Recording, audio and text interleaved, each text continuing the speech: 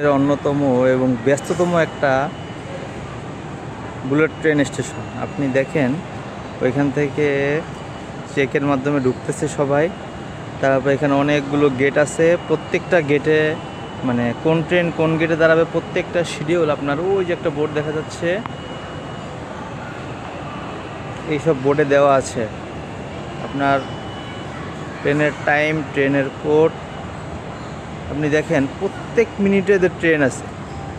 এত বড় একটা প্ল্যাটফর্ম, এত ব্যস্ত শিডিউল, তারপরেও এরা কত সুন্দর এটাকে কন্ট্রোল করতেছে। অথচ বাংলাদেশের অবস্থা দেখেন, 50% প্যাসেঞ্জারের টিকিট থাকে না, তারপরে আবার শিডিউল বিপর্যয়।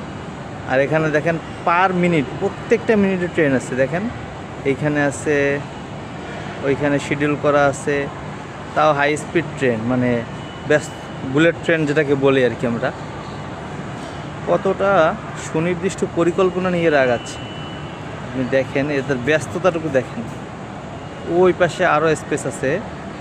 আমার হচ্ছে B9 হচ্ছে আমার গেট, এই জন্য আমি কাছাকাছি এসে থেকেছি। ওই পাশে আরও স্পেস আছে। এর অন্যতম এবং ব্যস্ততম একটা বুলেট ট্রেন স্টেশন। আপনি দেখেন ওইখান থেকে চেকের মাধ্যমে ঢুকতেছে সবাই। তারপর এখানে অনেকগুলো গেট আছে, প্রত্যেকটা গেটে মানে কোন ট্রেন কোন গেটে দাঁড়াবে প্রত্যেকটা শিডিউল আপনার ওই যে একটা বোর্ড দেখা যাচ্ছে, এইসব বোর্ডে দেওয়া আছে। আপনার ট্রেনের টাইম, ট্রেনের কোড আপনি দেখেন প্রত্যেক মিনিটে যে ট্রেন আছে। এত বড় একটা প্ল্যাটফর্ম, এত ব্যস্ত শিডিউল, তারপরেও এরা কত সুন্দর এটাকে কন্ট্রোল করতেছে। অথচ বাংলাদেশের অবস্থা দেখেন, 50% প্যাসেঞ্জারের টিকিট থাকে না, তারপরে আবার শিডিউল বিপর্যয়।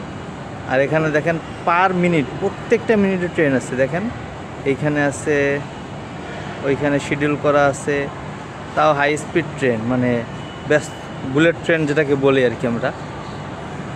কতটা সুনির্দিষ্ট পরিকল্পনা নিয়ে এরা আগাচ্ছে আপনি দেখেন, এদের ব্যস্ততাটুকু দেখেন। ওই পাশে আরও স্পেস আছে।